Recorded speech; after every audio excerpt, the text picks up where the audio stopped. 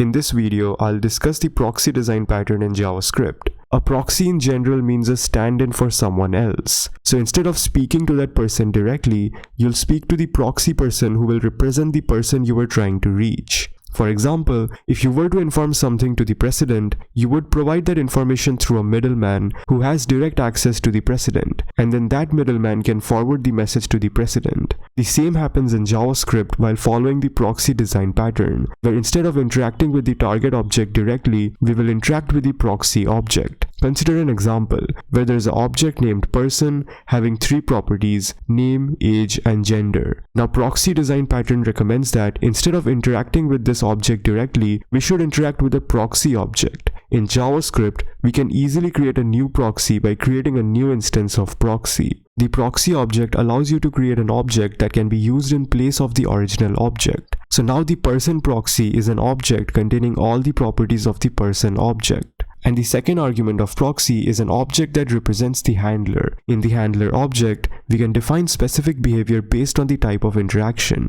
There are many methods that you can add to a proxy handler, but the two most common ones are of course get and set. Get is invoked when trying to access a property. Set is invoked when trying to modify a property. To help you understand this better, let's continue with our example. I'll paste this piece of code in the second argument of the proxy. Don't worry, I'll show you how to access these methods using the person proxy. So in this code, I have added two handlers get and set. On invoking the get method on the proxy, we want the proxy to log a sentence that contains the key and value of the property. And on invoking the set method on the proxy, we want the proxy to log the previous value and the new value of the property. It's important to remember that all objects in JavaScript have a bunch of internal methods. Since proxy is also an object, it also contains those built-in internal methods. Get and set are two of those internal methods. Now, to be able to utilize or invoke get and set using the person proxy object we created, simply use personProxy.name and personProxy.age equals to 52.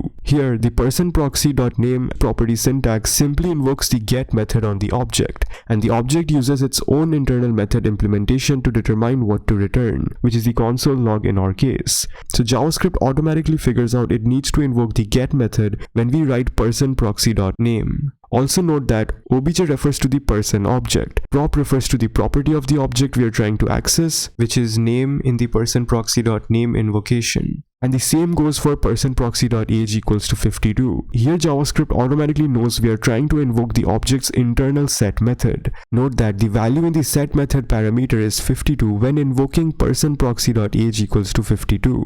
And now, as you can see in the console, we get the appropriate logs as well, where personProxy.age logs out the message within the get invocation and personProxy.age equals to 52 logs out the message within the set invocation. So why do we need a proxy? Proxies can be useful in validation, formatting, notifications, or debugging. Let's take an example of how proxy can help in validation. In the get handler, we can add some checks based on whether the property person proxy is trying to access exists or not. So if the requested property exists on the object, we can log the value of the property. If the property doesn't exist, we can display a message informing the user that the property doesn't exist on the object. Now for the set handler, we can add a few validation checks as well. Let's say if the property being modified is age and the value being assigned is not a number, we can log an error message stating that only numeric values are allowed for the age property. Similarly, let's say if the property being modified is name and the value being assigned has a length less than 3 characters, it logs an error message stating that a valid name needs to be provided. And if the modification passes all the validation checks,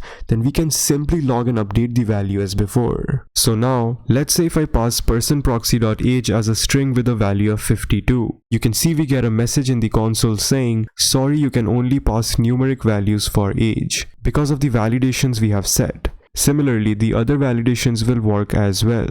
Now, one more thing to note is, we can use a built-in object in JavaScript called reflect while working with proxy. Basically, instead of accessing properties through object of prop or setting properties through object of prop equals to value, we can access or modify properties on the target object through reflect.get and reflect.set. So in our very first example, the one without validation, we can utilize the reflect object in get and set handlers. In the console log within the get handler, we can use reflect.get and pass obj and prop as the arguments instead of using object of prop. Similarly, in set method, instead of using object of prop equals to value, we can write reflect.set and pass obj prop and value as arguments. And as you can see in the console, everything works fine as it used to. So remember, reflect can be used in such cases as well. Now there could be some disadvantages of using proxies. First could be the performance impact. If you use proxies excessively or perform computationally expensive operations within the proxies handler methods, it can negatively affect your application's performance. Therefore, it's important to be mindful of performance implications and avoid using proxies in performance-critical code. The second disadvantage could be complexity. Proxies introduce additional complexity to the code base. Understanding how proxies work and managing their behavior requires a good understanding of the underlying object and the proxies handler methods. This complexity can make code harder to read, maintain, and debug, especially for beginners or developers unfamiliar with proxies. However, despite of these disadvantages, proxies can be incredibly useful and powerful when used appropriately. They offer a flexible and controlled way to modify object behavior, leading to cleaner code, improved maintainability, and enhanced functionality. So that's all for the video. If you found it insightful, don't forget to like and subscribe, and stay tuned for more.